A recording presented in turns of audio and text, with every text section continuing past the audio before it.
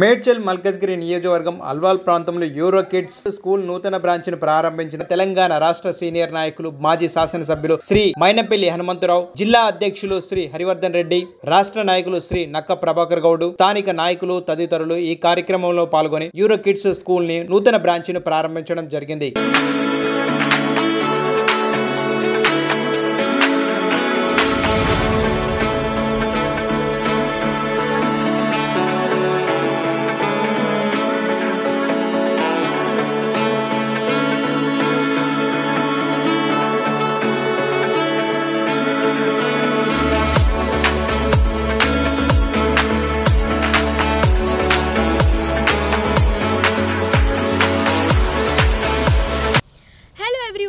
Namaste, this is Sushmita Banerjee.